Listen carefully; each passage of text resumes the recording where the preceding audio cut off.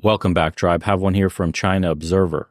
Shocking. China's gold digger industry revealed. Well trained, more than money. They take lives. What? Wow, I want everything in this year's Christmas collection. Can you wrap it up for me? You want all of these? Yes, I do. I love them all. Sure, buy it if you like. Okay, please help me wrap it up. This area is our Chanel section. Feel free to take a look. This is the Chanel flat bag panda color. You can't find it anywhere else. How much is it? It's priced at 29,000 yuan. Does it look good? I really like it. I think it suits me well. I'm definitely buying it. Sure, buy it. This one is perfect for autumn and winter. It's made for me. Please wrap this up for me too. You want this one too? Why not? Do I look like I can't afford it? Wrap it up for me. Wow, how much is 29,000 yuan, by the way, is $4,000. $4,100 around there right now. this one? It's 78,000 yuan. The color is classic and it's so cheap. Can I buy That's $11,000. this one? Are you sure you want this one too? You're buying so much at once. It doesn't matter. It's a holiday, so I want to buy more. Sir, I've checked everything for you. The total is 115,000 yuan. Why are you talking to me? Talk to her. Didn't you say you wanted to date me? You said you'd take me shopping and buy me anything I want. If you do that, I'll be your girlfriend for sure. You're only earning 5,000 yuan a month and want to spend 115,000? What are you thinking? She likes these things and wants to buy them. Swipe her card. That's a little over $16,000. She earns 5,000 yuan a month. So give her a credit card. If that doesn't work, get her. And she only makes $700 a month. Entitled? What is happening, China? Damn. Small loan. Let her buy everything now and pay it off slowly. I'm leaving now. This is a typical example of gold digger behavior, thinking that to win her over, one must spend a lot of money on her. Wow. Recently, China's fat cat incident has frequently appeared on Weibo's hot search. A 21-year-old gamer named Liu Jie with the username FatCat scrimped and saved just to send money and luxuries to his 27-year-old girlfriend, Tan Zhu, whom he met online. He even funded her dream to open a flower shop. Transfer records show that Liu Jie gave his girlfriend 799,000 yuan, about 110,000 US dollars over 2 years, only to be dumped and driven to despair, resulting in his tragic decision to jump into the river. After his death, his sister, Liu Jialing, posted their conversations online, revealing the whole truth. The incident sparked heated debates online. Some sympathized with Liu Jie and said that he was too naive, while others accused his sister of orchestrating the whole thing and faking his death.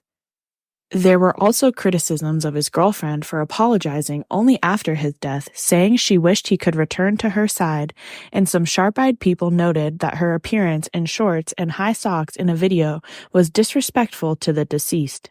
Some even suggested that her expression seemed robotic and emotionless, like an AI-generated woman. The term gold digger often refers to those in China who use their looks to climb the social ladder. Liu Jie's girlfriend in the fat cat incident was labeled as a materialistic woman, drawing widespread condemnation. The media's focus on wealth and extravagance has led many women to fantasize about. And also, there's a crackdown in China on social media posts, or I think they've implemented it already, showing off extreme wealth. Let me actually find it. I'm curious. Okay. Yes, here it is right here.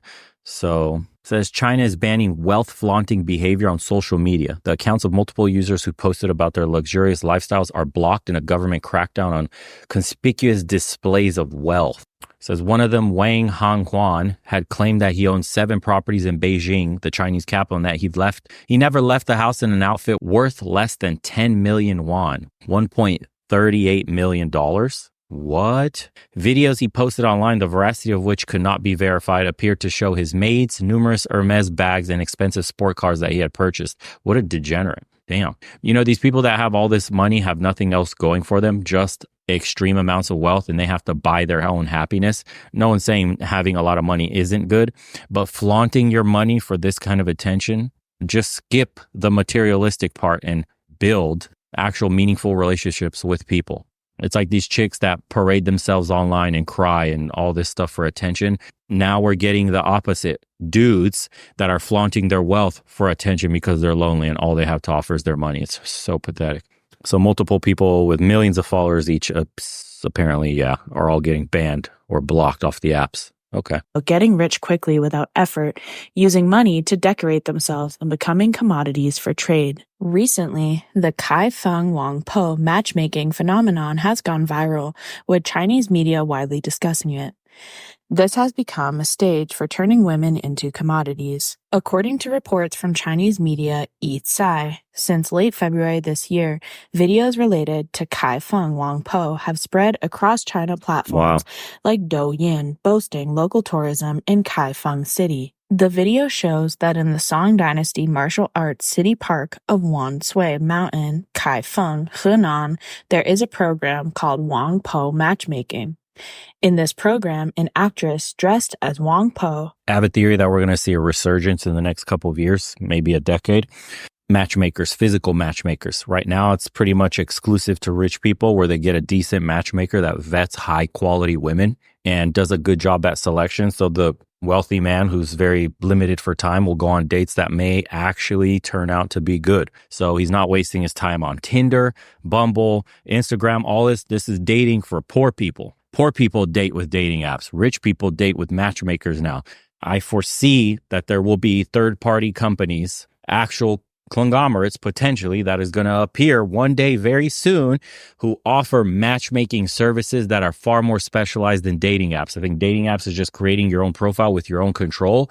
The next layer on top of that is you're going to go to like some high quality questionnaire that's going to ask you thousands of questions. You may even have to do a phone interview or a webcam interview with the company, and a whole bunch of other verification and filtering techniques they might have to get your profile placed with the exact right people. And I think that'll be the next step of dating apps. Some kind of tailored matchmaker style, but with broad appeal, broad market appeal that most people can afford. Pay $100 once to have your matchmaker profile set on our matchmaking dating service. And then eventually, obviously, because everybody's got to pay into the matchmaking service, say $100 one time, and then you'll go on a dating app that actually uses all the data that you had put in there, was filtered for and confirmed and verified by the company to actually get you like high quality matching people. It's going to be interesting times, man. Acts as a matchmaker for the audience,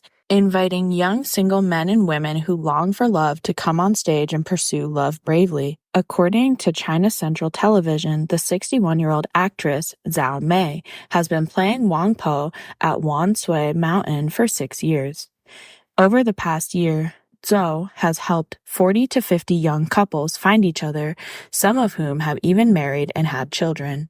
She has also created matchmaking groups, a total of 12 groups with 500 people each. As of April 2nd, Zhao Mei's Douyin account had 6 million followers and 13 million likes. However, not all participants in Wang Po's matchmaking are single. On March 30th, Hongxin News reported that a man named Liu ran into the Wang Po matchmaking stage. After the video was reported by the media, it received over 100,000 likes and more than 20,000 comments. However, after the video went viral, Liu's wife, Shui, posted their marriage certificate on social media that evening.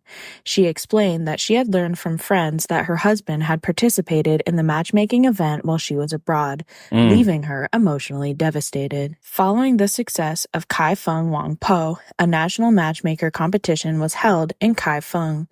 Observers believe this entertainment initiative is a way for the Chinese government to divert public dissatisfaction. China expert Wang He believes Wang Po matchmaking is essentially a form of entertainment and live performance, not a genuine solution to life's significant issues. Can this solve China's low birth rate, low marriage rate, or high divorce rate? Those are the fundamental social realities, and they are harsh truths. Wang Po's matchmaking is just a small spectacle, nothing more. American economist David Huang analyzes that in the past 2 decades, matchmaking and arranged marriages have become especially popular in China. However, these practices are often a blatant trade-off based on superficial conditions, turning people into commodities to be matched, which represents a regression in society. Commodification, the reduction of people to mere objects, is often used to criticize advertisement, films, and other cultural expressions, as well as individual statements and behaviors. It is almost always pejorative, referring to actions or speech patterns that the critic finds offensive, usually related to gender and sexuality. Feminist theorists and many women describe this dehumanization as a significant social issue where women are reduced to sexual objects or commodities. The so-called beauty economy is a means of commodifying women, using advertisements featuring beautiful women to stimulate consumption and drive economic profit. Although the beauty economy has its rationality as an economic and cultural phenomenon, it lacks regulatory constraints and moral discipline, leading to its excesses and vulgarization. Women are used as ornaments and playthings, which constitutes a form of cultural violence. Alarmingly, this mentality has permeated into primary and secondary schools, where students are asked about their future aspirations, and some respond with, being a beauty. The notion that it's better to look good than to be good at anything is eroding the mindset of the younger generation. Following the fat cat incidents, revelations emerge that gold diggers have turned into a sex industry, abandoning ethical principles and eroding social trust. In real life, in China, some online celebrities conduct classes, such as the influencer Big Woman Chu Chu, who teaches her students specific techniques to attract wealthy men, ensuring that rich men continue to spend money on them. Damn, bro, society is cooked. We're going in the wrong direction fast. I told you guys situationships are the new normal, and sugar daddy relationships are about to be the standard. Everybody is getting super transactional with everything. If you can't offer me something, you're worthless. I mean, the whole Disney for love thing was always a farce, but it was two people coming together, and then you had a little bit of love on top of that, and you actually cared about something long term, and you're willing to work with your partner to make something happen, or if problems arise, work through them. Now it's me, me, me, me. I get what I can get whenever I can get it, and if you can't offer it for a second, your replacement is in line and waiting. And men or women are doing this to one another. And they're like, why is the birth rate plummeting? Why is nobody getting married? How are we going to repopulate ourselves? We're not, actually, not in this system, not the things we celebrate. We celebrate hedonism. We celebrate depravity. We celebrate hypersexualization. People not even taking care of their own bodies, just giving them out like Skittles on the street to every single person that looks your way. Completely destroyed egos, self-esteem, no self-awareness. We live in a consumer society where materialism is the new god. Who has the most shit? That's all that matters. Everything else is irrelevant. And you expect people to take family values, to take relationships in marriage and vows like those in a marriage seriously, vows to one another. It's a joke, bro. What are they talking about? Courses include how to deal with the CEO of a listed company and how to make a millionaire boyfriend spend lavishly on you. Advertisements for gold digger training classes are openly recruiting on platforms like Douyin, with titles like Elite Socialite Recruitment and courses on mistress training. These training programs aim to transform ordinary girls into high society women through classes connected on social channels like WeChat, enabling them to move from the lower to the upper social classes quickly. Elite socialite qualities are not innate. They need to be acquired through training and practice, allowing one to master them in just about a week. Without much effort, one can quickly become an admired elite socialite, effortlessly capturing the hearts of wealthy second-generation heirs, tycoons, social elites, and successful individuals, while easily handling ordinary men. The elite socialite training classes You see how there's the real men we want, and then there's the ordinary invisibles, the backups, the disgusting ones, the ones we call when we actually need something done, but the wealthy elite businessmen aren't available or never going to be available to help because you're one of the many concubines that they have. This is wild, dude. Focus on several aspects. 1. Quickly finding target groups. Where do they hang out? 2. Engaging and integrating into target groups. What are the psychological needs of the rich? 3. Ensuring an escape plan. Always have a backup. 4. Making wealthy people willingly spend money on you. The best way is to ask for money. 5. How mistresses can ascend. Strategies and tactics for climbing the social ladder.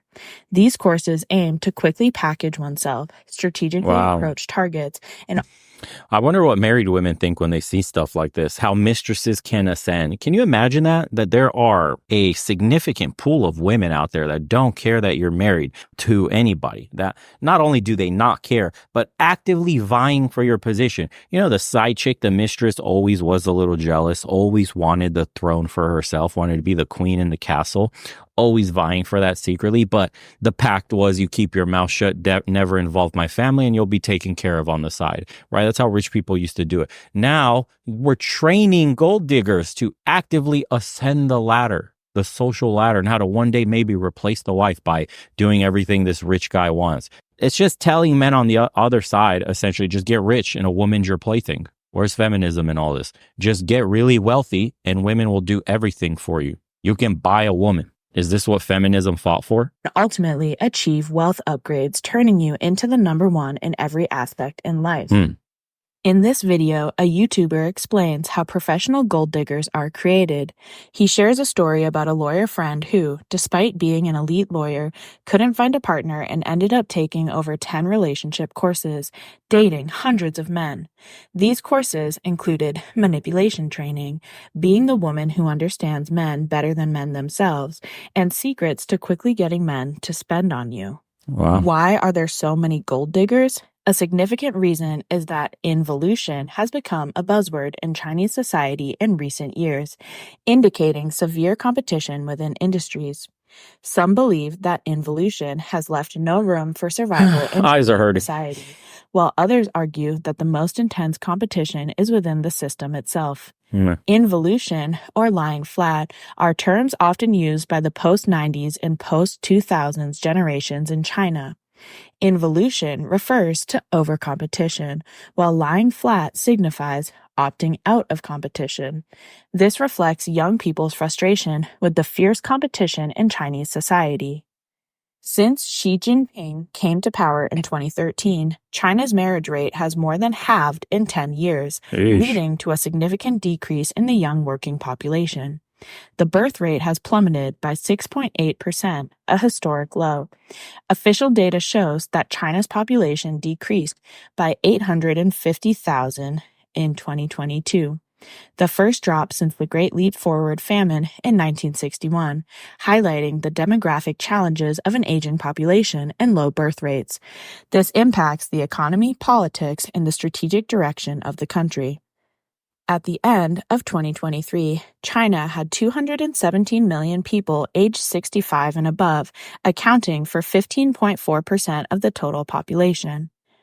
During an interview at the two sessions, China's Civil Affairs Minister Lu Ziyuan stated that China has a massive elderly population and a rapidly aging society, and the government will focus on building a robust elderly care system. China's economy continues to slump, workplace competition is fierce, and strict government control has left young people deeply frustrated, leading to the emergence of phrases like lying flat, rotting, and 4-nose youth, and more recently, 10-nose youth. Analysts believe that the authorities have not provided an entrepreneurial environment for young people, and they have faced too many harsh lessons.